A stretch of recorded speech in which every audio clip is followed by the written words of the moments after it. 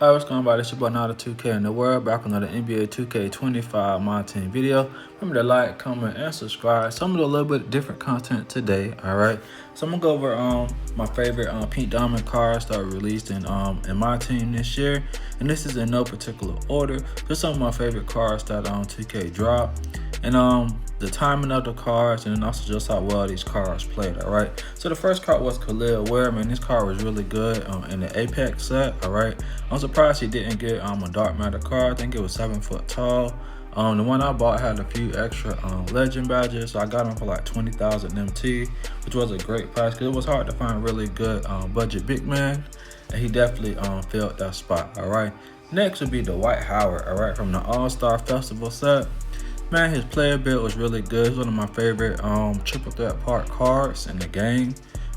He could do everything. He can rebound, dunk, and of course his three ball wasn't great, but he could still hit.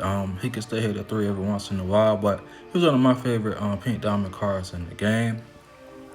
LeBron. All right, so I bought my LeBron. I think he had like 8 legend badges. I bought him later on in the year. Y'all go check out my snipe short. All right, but he was the best card by far in season 1. And yeah, nobody really rivaled him. I love the card art. He just excellent card, very balanced. He could do everything on the court. One of my favorite pink diamond cards was Jabari Smith. All right, so when he came out, he was like 25,000, I think, like MT. He was in an out of position set. All right, but he was 6'10". He could play at the shooting guard position. Great jumper. Had the length to guard taller players at the shooting guard position like Kevin Durant. All right, he wasn't able to stop of course, the invincible card, but he could at least get some contests, and he can still handle his own on the offensive side of the ball. So Jabari Smith, I would probably say, was my favorite pink diamond card of the year. All right, man, that card was just really good. He could still play today. All right. Next would be a hero card. They use these cards in like their exchanges, but Jalen Suggs. I think he's only like 6'2", 6'3", but man, his defensive badges, he just came in and just changed the game for me.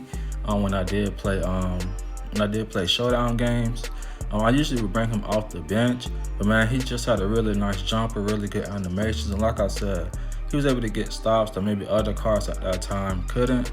So as far as the hero card art, I think he had the best one, in my opinion. He just played really well in my team.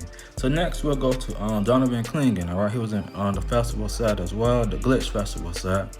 All right, but he was 7'2", and everybody really hyped this card up because he was one of the better budget cards that you could use to go against like a Yao Ming or a Wemby, and he could also shoot as well. Now for me, I had a hard time with his jumper at times, but other than that, I mean, he did everything else really fine, really good. So I think Clingan was probably one of the top pink diamond cards in the game because you were able to get him through the festival, which is usually pretty much a free event. You have to pay money for him. But yeah, he definitely filled the void and filled the spot. All right, so next we'll do Paul Millsap. All right. He just always has a really good player build. So if he wasn't able to get, let's say, like pink diamond LeBron, I think pink diamond Paul Millsap would have been a good fill-in, nice jumper, good player build.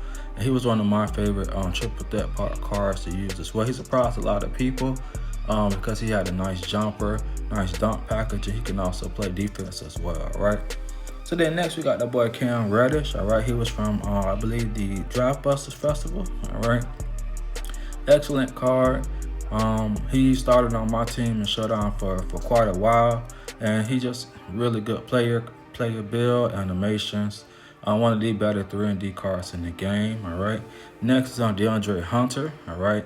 So him and Cam Reddish are pretty similar, but I think Reddish was a little bit better. But I like DeAndre Hunter as well. I think he was a very complete card and balanced as well. He was in the same festival. I think one was like 6 pieces, the other one was 8. So they were easy pickups, and it definitely made your team better. Next would be Rocco. All right. Shout out to that boy Ty Debo. All right, one of his favorite players in my team. But Rocco is very, very good 3&D player, and he just played really well when you used him. Okay, nice jumper, get animations, and he was able to get stops as well. Next would be Daryl Dawkins. All right, so he only was like, I don't know, maybe like 20,000 MT. He wasn't that expensive, but one thing I like about Daryl Dawkins is his dunks. He always has powerful dunks, and I like power forwards that can finish around the rim. without missing dunks. So Daryl Dawkins definitely fills that slot. All right. And then the last two cards with the Josh Childress, he was going for about I'm gonna say about 20,000 MT. Some people did badge him up, added like extra Hall of Fame, extra Legend badges, and they were really hyping him up because he had elite animations and SIGs. He had animations similar to like a Dark Matter or a 100 overall card. And a lot of people really liked him. He was really good for his time, all right? And last but not least, Doug Christie. I really love his jumper. Or anytime I had to do like King challenges or even using him on Showdown, I would definitely use Doug Christie. Excellent 3-and-D player, all right? So y'all let me know who your favorite Pink Diamond cards were in my team this year. Remember to like, comment, and subscribe, and we are out.